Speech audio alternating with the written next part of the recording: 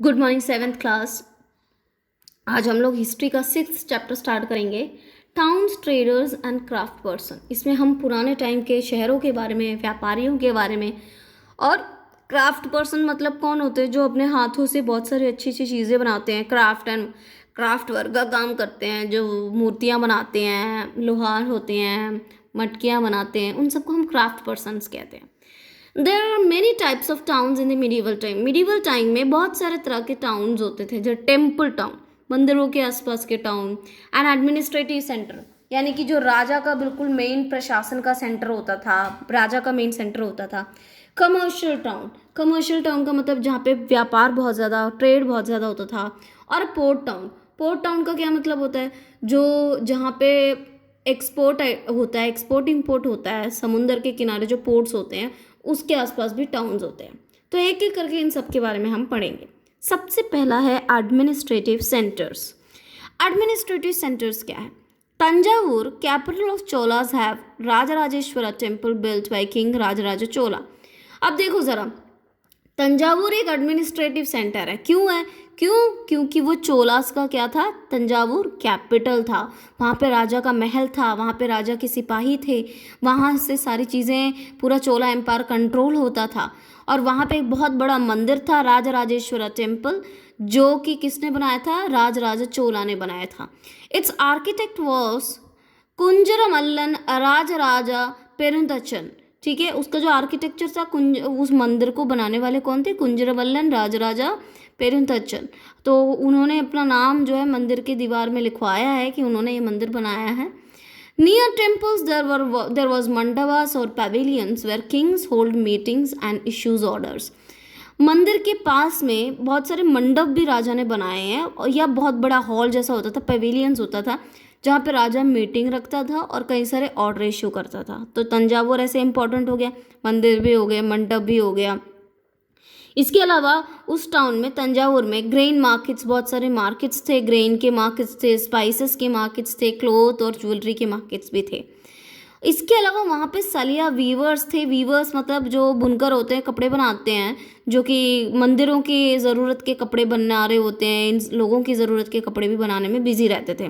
और स्थपतिस या स्कल्पचरर्स कौन होते हैं? जो मूर्तियाँ बनाते हैं, मूर्तिकार को कहते हैं। और चोला टाइम के ब्रॉन्ज आइडल्स, ब्रॉन्ज की मूर्तियाँ बहुत ज़्यादा फेमस थी, उसके बारे में लिखा है, पढ़िएगा अपने टेक्स्ट बुक में। नेक्स्ट है टेम्पल टाउन्स। ये तो था एडमिनिस्ट्रेटिव सेंटर्स। नेक्स्ट क्या है? Temple towns and pilgrimage centre. ये क्या है? Thanjavur is also an example of temple town. Thanjavur temple town का भी एक एग्जाम्पल है। वो एडमिनिस्ट्रेटिव टाउन भी है और टेम्पल टाउन भी है। टेम्पल टाउन वो होते हैं जब जहाँ पे एक बहुत इंपॉर्टेंट टेम्पल होता है और वहाँ पे लोग बहुत ज़्यादा मात्रा में मंदिरों में आने लगते हैं, तो उस वजह से, लोगों के आने जाने की वजह से, वो धीरे धीरे एक टाउन बन जाता है। ठीक है, तो तंजावुर उसके राजा राजेश्वरा टेम्पल के लिए भी इंपॉर्टेंट था। Temples were the central to economy and society. दक्षिणी भारत में जो मंदिर होते हैं वो बिल्कुल सेंटर होता है, बिल्कुल केंद्र होता है किसका? इकोनॉमी और सोसाइटी का। Rulers gave temples with grants of land and money, feed pilgrims and priests and celebrate festival. तो मंदिर में हमेशा चहल पहल रहती है, लोग आते हैं दर्शन के लिए। इसके अलावा जो राजा होते हैं वो मंदिरों को जो है बड़ी बड़ी भूमि भी दे देते हैं, कभी कभी पैसे देते हैं।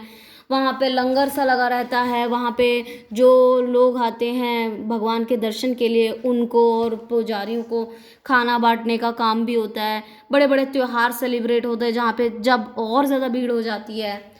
Large number of priests, workers, artisans, traders, etc. settled near the temple to cater the needs of the temple and pilgrims.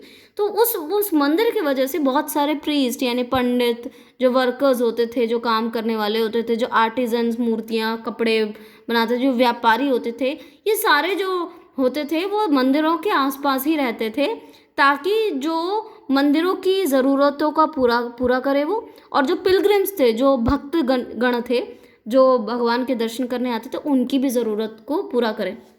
आज आप अभी भी देखेंगे जो बड़े बड़े पिलग्रिमेज की जगहें होती हैं, है ना, जो जैसे हमारे जगन्नाथ टेम्पल है, वहाँ पे कितने सारे लोग सालों में आते हैं। तो वो एक टाउन बन गया है, क्यों? क्योंकि वहाँ पे लोग आते जाते रहते हैं। तो जब लोग आएंगे उनको खाना भी चाहिए होगा, रहने की जगह भी चाहिए होगी, तो उस वजह से वो एक टाउन में कन्वर्ट हो गया। Some examples of temple towns are, कुछ टेम्पल टाउन के एग्जाम्पल्स है, बिलस्वामिन मध्य प्रदेश में है, सोमनाथ गुजरात में है, कांचीपुरम मदुराई तमिलनाडु में है, तिरुपति आंध्र प्रदेश, यूपी में वृंदावन सबको पता है कृष्ण जी का वृंदावन, अजमेर राजस्थान में एक सूफी ख्वाजा मोइनुद्दीन चिश्ती की दरगाह है, जिस वजह से लोग बहुत सारे आते हैं वहाँ पे पिलग्रिमेज के लिए, और उस वजह से वहाँ पे भीड़ भड़ाका रहता है हमेशा। तो पिलग्रिमेज का मतलब होता है जब आप धर्म के लिए, भगवान के दर्शन के लिए यात्रा करते हो, उसको कहते हैं। A network of small towns, small town का नेटवर्क, ये क्या है? From 8th century large villages had mandapika और मंडी। पुराने टाइम पे जो गांव होते थे वो बहुत बड़े हो जाते थे, और बड़े बड़े गांव में हमें मंडपिका दिखता है। मंडपिका मतलब मंडी, मंडी होती है ना। मंडी क्या होती है? मंडी जहाँ पे गांव के लोग अपनी चीज़ों को बेचने जाते हैं, राइट, बहुत बड़ा होता है ये। There were also market streets called haat, हाट कहते हैं या हट्टा कहते हैं। तो मार्केट स्ट्रीट्स बने होते हैं, जैसे यहाँ पे भी तो बहुत सारे मार्केट स्ट्रीट्स होते हैं, जैसे रैनक बाज़ार, कैंट बाज़ार, ये क्या मार्केट स्ट्रीट्स होते हैं, ठीक है, जहाँ पे अंदर घुसते ही दोनों तरफ बहुत सारे शॉप्स होते हैं, राइट, उसको हाट बोलते हैं या हट्टा बोलते हैं। वो भी होता था तो उस टाइम के गाँव में। Many traders came from near and far places, कई सारे ट्रेडर्स इन हाटों में और मंडियों में, कुछ व्यापारी पास से आते थे, कुछ व्यापारी दूर दूर से भी आते थे। A Samanta or a zamindar built fort there and collected taxes on traders and artisans. तो उस गांव का जो मेन बंदा होता था उसको सामंता कहते हैं या जमींदार कहते हैं, और वो उसके बड़े बड़े किले होते थे उस गांव में, फोर्ट्स होते थे, महल होते थे। और वो क्या करता था कि जितने भी लोग ट्रेड के लिए आते थे और जो आर्टिजन्स होते थे उनसे वो लोग टैक्स कलेक्ट करते थे। बाद में जाके उन लोगों ने जो है ये टैक्स कलेक्शन का जो राइट होता है वो मंदिरों को भी कुछ लोग देने लगे थे।